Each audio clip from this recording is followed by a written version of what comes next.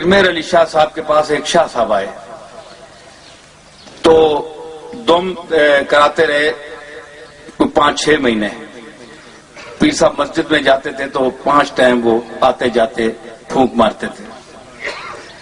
تو شاہ صاحب چارپائی سے اٹھ نہیں سکتے تھے, کوئی فالج تھا اس قسم کا, علاج شاج کراتے رہے. تو 6 مہینے گوڑلے رہے. ہماری درگاہ میں اس وقت 1 نمبر سرائے ہوتی تھی ایک ہی, تو اس میں انہیں شاہ صاحب کو کمرہ ملا ہوا تھا. 6 مہینے پیر میر علی شاہ صاحب جیسا بندہ دم کرتا رہا, کوئی فرق نہیں پڑا.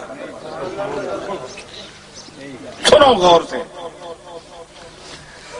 تو آخر 6 مہینے گزر گئے, شاہ صاحب بھی حیران ہو گئے کہ اتنا بڑا اللہ کا مقبول دم ڈال رہا ہے, دعا کر رہا ہے, کوئی فرق نہیں ہے. خیال ہوا کہ میں چلا جاؤں, جہاں بھی مسئلہ کوئی نہیں ہے. تو ایک رات, یہ وقت مقرر تھا اوقات نماز میں یہ آنے جانے کے لیے دعا اور دم وغیرہ. تو ایک مرتبہ رات 12 بجے پیر صاحب نے اپنے جو خادم تھے مولوی محبوب عالم صاحب علیہ رحمت, ان کو بلایا, اور عبد الجبار صاحب بھی خادم ہوتے تھے. ان کو فرمایا کہ محبوب وہ جو شاہ صاحب آئے ہوئے ہیں 6 مہینے سے یہاں بیٹھے ہوئے ہیں, ان کو ان کی چارپائی اٹھا کر لے آؤ. تو شاہ صاحب بڑے حیرت زدہ ہوئے کہ آدھی رات کا ٹائم ہے اور مجھے بلوایا جا رہا ہے, 6 مہینے سے دم بھی ڈال رہے ہیں, تو یہ کیا کوئی بات ہے. چنانچہ ان کی چارپائی وہاں لے آئے. تو پیر میر علی شاہ صاحب اٹھ کر کھڑے ہو گئے اور شاہ صاحب کی طرف اشارہ کر کے فرمانے لگے کہ شاہ صاحب اٹھیں اللہ کا نام لے کر. میں اولیاء کامل کی بات کر رہا ہوں, جو اس کے مقبول بندے ہیں, جو اس کی بارگاہ میں اپنے آپ کو محتاج اور عاجز سمجھتے ہیں.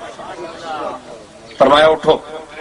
شاہ صاحب جناب ہلے جھلے, کہنے لگے حضور. فرمایا اٹھیں اللہ کا نام لے کر. 2-3 منٹ لگے, آزاد درست ہوئے, طاقت آئی, شاہ صاحب اٹھ کر کھڑے ہو گئے. چارپائی ہٹا لی گئی, پاؤں پر گر گئے. حضرت 6 مہینے ہو گئے اور یہ آنے جانے میں 5 ٹائم دم وغیرہ, تو یہ اب کیا ہوا؟ فرمان دیکھیے میر علی شاہ صاحب کا جواب. فرمانے لگے شاہ صاحب اس وقت 6 مہینے اس کی بارگاہ میں روتا رہا, گڑ گڑاتا رہا. مالک کی مرضی نہیں تھی, وہ آپ کو تندرست نہیں کرنا چاہتا تھا.